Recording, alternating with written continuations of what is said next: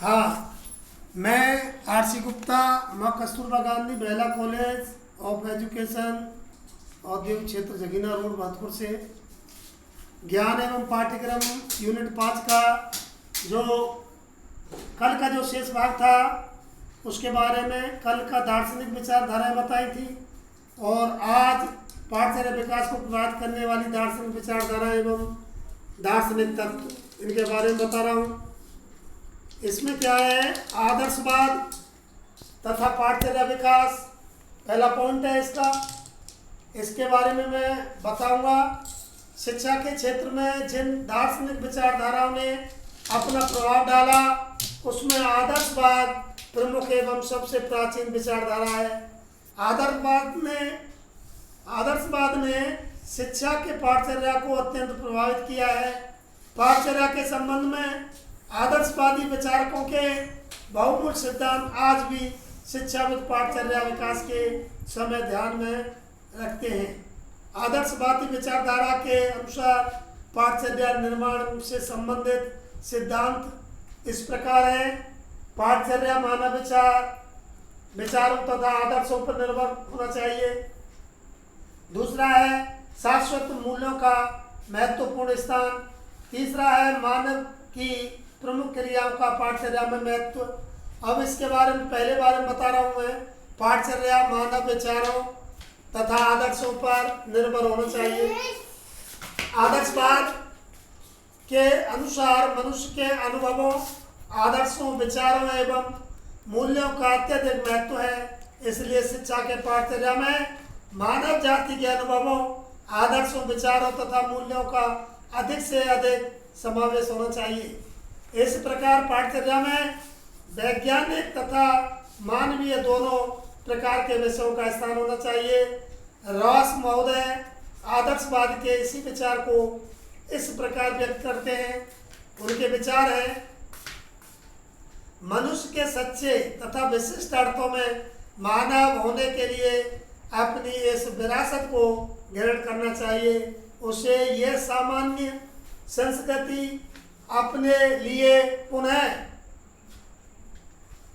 प्राप्त और अर्जित करना चाहिए और हो सके तो सामान्य भंडार में कुछ बढ़ाना चाहिए। अब दूसरा नंबर है इसका, शाश्वत मूल्यों का महत्वपूर्ण स्थान।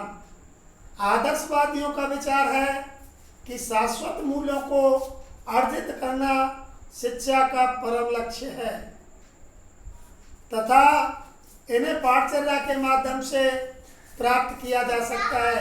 इसलिए शाश्वत मूल्यों से संबंधित विषयों को आदर्शवादी पाठचर्या में महत्वपूर्ण स्थान देते हैं। समस्त शाश्वत मूल्यों में सत्यम, शिवम, सुंदरम का मूल्य सर्वोपरि है। अब तीसरा है इसका सिद्धांत, मानव की प्रमुख क्रियाओं का पाठचर्या में महत्व। आदर्शवादी दार्शनिक तथा विचारक मनुष्य की महत्वपूर्ण क्रियाओं को पाठचर्या में प्रमुख स्थान देते हैं तथा इन्हीं के आधार पर विषयों का चुनाव पाठचर्या हेतु करते हैं। उदाहरण के लिए प्लेटो ने अपना पाठचर्या मानव की बौद्धिक, कलात्मक तथा नैतिक क्रियाओं के आधार पर निर्मित किया है। रास महोदय ने अपना पाठचर्या शारीरिक क्रियाओं तथा आत्मिक क्रियाओं के आधार पर बनाकर निर्मित किया है। टीपी नंदे भी समस्त मानवीय क्रियाओं को दो भागों में बांटा है। पहला है व्यक्ति तथा समाज की रक्षा के लिए आवश्यक क्रियाओं हेतु विषय। दूसरा है सभ्यता एवं संस्कृति के निर्माण कार्य हेतु विषय। हालांकि वर्तमान समाज में प्रयोजनवादी विचारधारा एवं जीवनोपयोगी विषय ही अधिक प्रचलन में है, फिर भी उपरोक्त सिद्धांतों को पाठचर्या विकास के समय ध्यान में रखा जाता है तथा उनके आधार पर निम्नलिखित विषयों को पाठचर्या में स्थान दिया जाता है। साहित्य, इतिहास, भूगोल, गणित, विज्ञान, काव्य कलाएं, स्वास्थ्य विज्ञान तथा व्यायाम आदि। अब आता है इसका दूसरा जो पाठचर्या विकास है, जो है प्राकृतिकवाद। प्राकृतिकवाद, इसके बारे में बता रहा हूँ। प्रगतिवाद तथा पाठचर्या विकास। दर्शन शास्त्र की प्रगतिवादी विचारधारा का दार्शनिक विचारधाराओं में अत्यंत महत्वपूर्ण स्थान है। प्रगतिवादी दार्शनिक एवं विद्वान रूसों ने अपने महान ग्रंथ इमाइल एंड एजुकेशन की रचना की।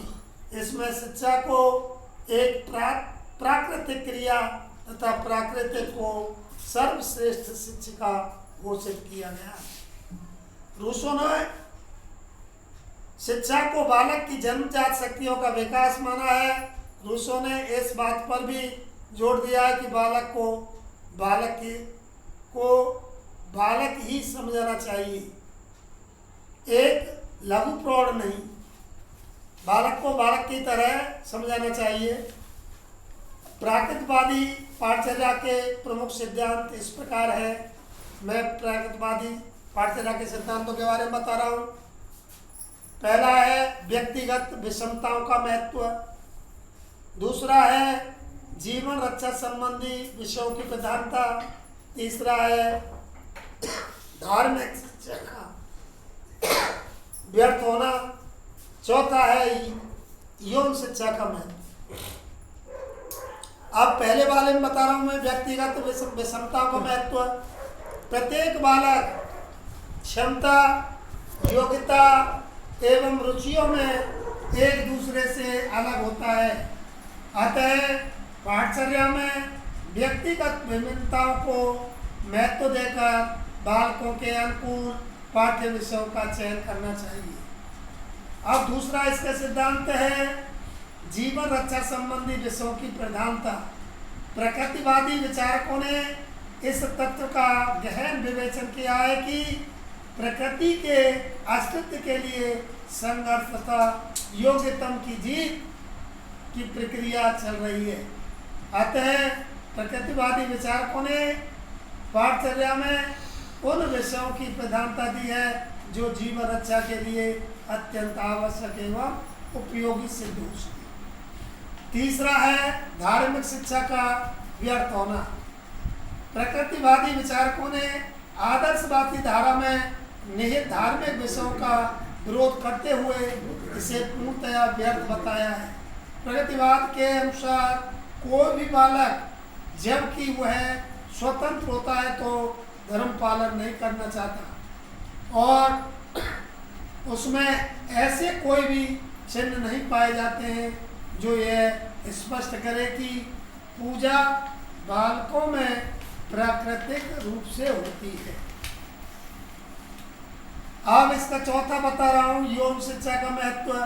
प्रगतिवादी विचारक रॉस के शब्दों में यौन विषय के प्रति स्वस्थ रवैये पर बल देने का स्वाभाविक परिणाम यह होता है कि शिक्षा का उत्साहपूर्वक समर्थन किया जाता है, क्योंकि यही एकमात्र संभव शिक्षा है।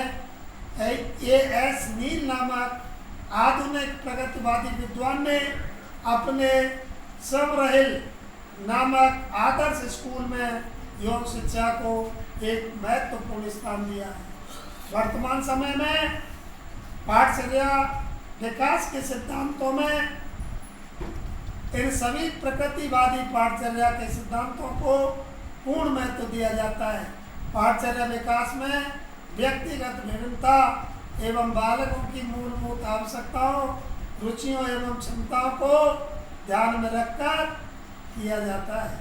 पाठचर्या में नैतिक विषयों को तो स्थान दिया गया है, परंतु धार्मिक विषयों का पूर्ण अभाव है। जीवन रक्षा संबंधी विषयों को भी पाठचर्या विकास के दौरान पाठचर्या में सम्मिलित किया गया है।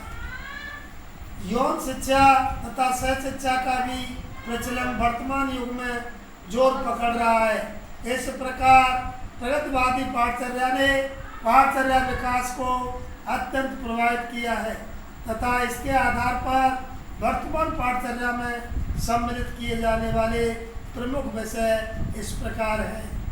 यह पहला है खेलकूद एवं अन्य शारीरिक कार्य, ज्ञानेंद्रियों का प्रशिक्षण, भाषा, हस्तकार्य, गणित, सामाजिक विषय, प्राकृतिक विज्ञान, गृह विज्ञान, शरीर विज्ञान, स्वास्थ्य विज्ञान, इतिहास, अर्थशास्त्र, चित्रकला आदि। अब यही मैं समाप्त कर रहा हूँ। आगे का प्रयोजनवाद तथा पाठ्यक्रम में अगले में बताऊंगा। यही स्टॉप करता हूँ।